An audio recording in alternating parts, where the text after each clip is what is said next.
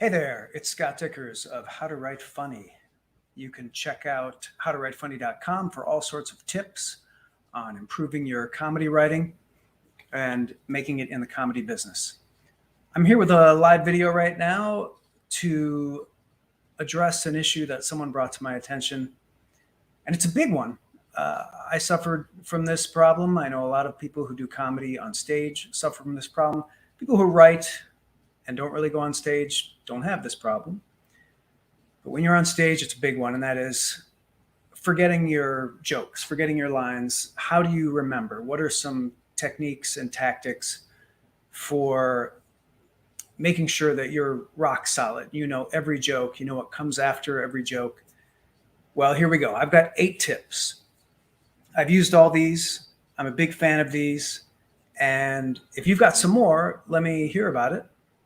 And in the meantime, if you're excited about these tips, give me a like on this video, subscribe to the channel so you can get more videos to improve your comedy. Let's get right into it. So tip number 1 is run it. Run it again and again. What that means is you've got your joke and you kind of know how you want to say it. So say it, practice it, and then say it again. And the really crucial thing about running material beforehand is to practice the end of one joke and the beginning of the next joke, because it's the transition where people forget. You do great, you tell a joke, it kills, and you can't remember the next joke, and you're stuck up there like a dope. So run it again and again. Just saying the end of a joke and then saying the beginning. Say the end of a joke, then say the beginning. Do it like 3-4 times in a row. Do that over and over and over until you kind of burn it into your brain what comes after the joke. That way you won't forget. Move on to the next tip, and that is use mnemonics. These are incredibly helpful, I find, for remembering in a pinch, especially with new material that I'm trying out. So don't ever bring notes on stage. Don't ever test your jokes by looking at a notebook. It's very unprofessional. I know some people do this and they say it's no big deal. I would never do this. So, I mean, especially if you're getting paid. So mnemonics are a way to make a silly acronym where the first letter of a simple word reminds you of a key word in the bit. So let's say you had a simple mnemonic, the word cow, C-O-W. So that's all you have to remember going on stage, C-O-W. And the C represents church. You're going to do a church bit. And you're going to go into this whole church bit. You kind of know the process of that joke. And then the joke after that is about ovarian cancer. So that's your O. So you see what I'm saying? That's just a simple one-word mnemonic that you have to remember to get from one bit to the next bit.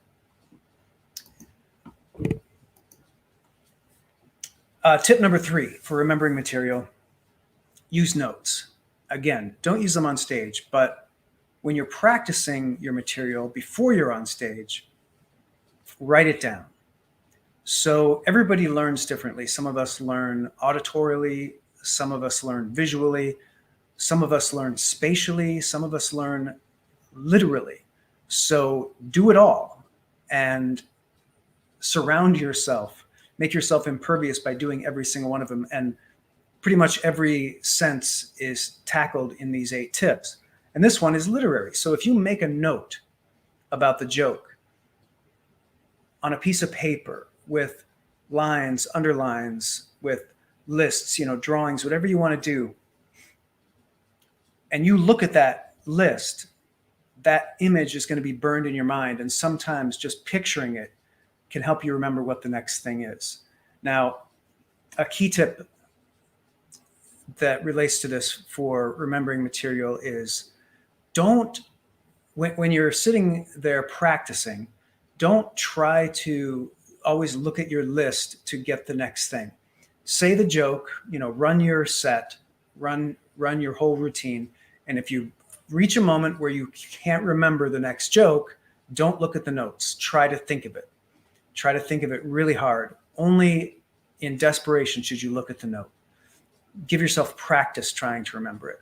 But again, every time you're looking at that note, you're helping burn it into your memory, the visual of those words. So that's a good one.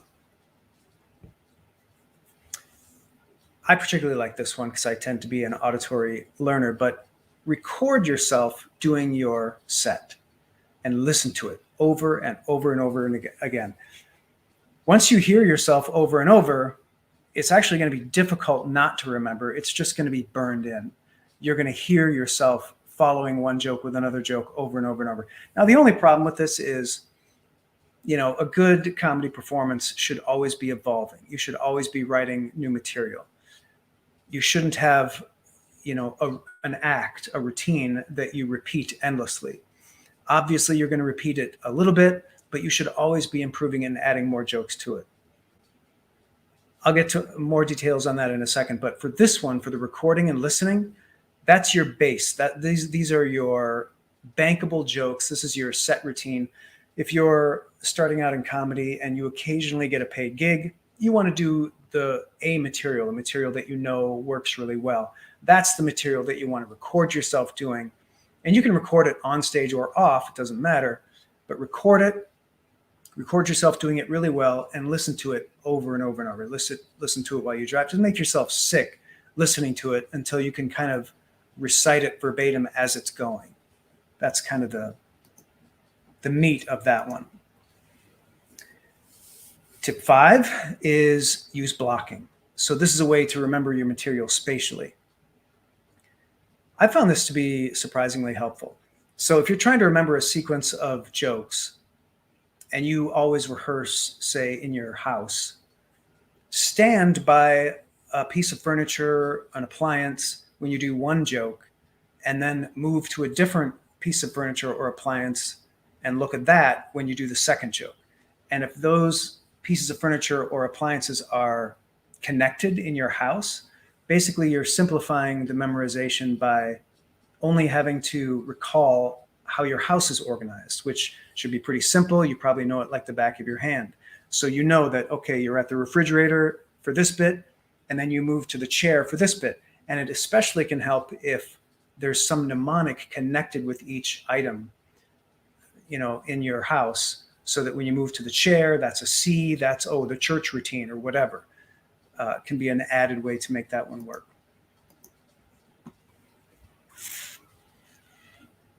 All right, tip number 6, build confidence. So obviously this is a longer term play and you can't do this like right before a show, but it counts.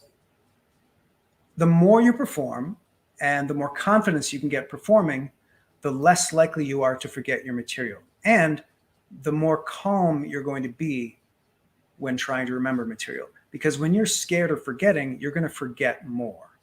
So again, long-term play, build confidence. And you don't have to just be on stage to build stage confidence. You can perform on the street. You can walk up to strangers. You can decide to take advantage of any place that's crowded and stand up and start doing comedy. There's nothing stopping you. There's no rules when it comes to comedy. So anything you can do to build confidence is just going to make it easier to remember material. Let's say worst case scenario, you forget your jokes and you can't remember what comes after the previous joke. Stall with crowd work. How you doing, everybody? What's up with this character? Crowd work is so easy and so underutilized by a lot of comedians now. It's easy because you don't have to be as funny when you're doing crowd work. People love it. They love seeing you act on your feet, think on your feet, and make up stuff as you go. And that's probably a whole nother video just on crowd work. But just one quick thing here. Having a simple pick somebody in the audience, make fun of them for the way they look or what they say or something, and then call back to that a little later when you're talking to a different person. It's a winner every time. You can't lose with that. And this stalling tactic makes you appear more confident, more at ease, more like you're just having fun, but it gives you time to possibly think of your next bit. So it's a stalling tactic. And our next one is another stalling tactic, and that is to keep an emergency joke or bit, maybe an old joke you've used that you know works. Always have that in your back pocket. Don't have it a part of your act, but bring it out and use it. I've seen comedians do this where they pull it out because they forget their next joke. And it's a great way to sort of remain clung to the audience, give them something really funny, give yourself a minute to remember. So these are desperate emergency tactics, these last two, but you ought to have them. You ought to have them. Anything to give you confidence and give you a sense of security on stage that you're not going to forget is going to help you. So if you've got any suggestions, any things that you do to remember your material on stage, shoot a note in the comments. Mike, you struggle with this? Yeah, I mean, it's something we all do, and we can marvel at somebody like Bill Burr or Jim Gaffigan who move seamlessly from subject to subject, joke to joke, and it doesn't seem like there's even any flow to it, like logic moving from one bit to another, and they just remember everything. And it's really one of the things that makes a master comedian is watching that really subtle thing of, oh my God, they are so good at remembering what joke comes after the last joke. It's not something that the regular audience is going to be impressed by, but other comedians are watching that going, man, how did he do that? How did he go from this to this and just know where he was going? Hugh, you're working on a mostly crowd work bit. That's great. I think it's amazing. I once watched this comedian, Dave Gray, just abandon his act and do an hour of pure crowd work. And it was really astounding to see. Colin, you write your entire show, then you rehearse using a teleprompter. There are many free ones available. That is true. I've used a couple of those apps. They're really handy. You record the rehearsal and use that to type the material and memorize it. That's awesome. Obviously, we all know it's a good idea to record yourself doing your jokes on video so you can watch yourself, see how you move, see how you come across, show it to other people and get some feedback. But recording it audio only is a great way to remember your material. Thanks for the note, Colin. Russell, if you can scout it out ahead of time, attempt to do a memory palace. Make a mental note of where features are and consider your associations ahead of time. Yeah, I think that's what I was talking about with, I forget what number tip that was, when you rehearse in your house, remembering pieces of furniture and such. But yeah, if you can be in the actual, on the stage where you're performing and give yourself a few points. Is that what you're talking about, Russell? To give yourself some actual points of reference on the actual stage? You saw Dave Attell recently, Hugh. You think his whole act is crowd work? Yeah, I wouldn't be surprised. He's incredibly good at that. Yeah, visual references. So thanks, everybody. Some other good ideas there. And if you have any more, leave them in the notes. The comments. If you're on Facebook or YouTube, if you're on Twitch, I don't know how that works. Maybe there's a way to leave comments. There must be, right? You can leave comments on Twitch. But nice to talk to you all. Good luck with the comedy. I hope to see you on stage real soon. And good luck remembering your material. Take care.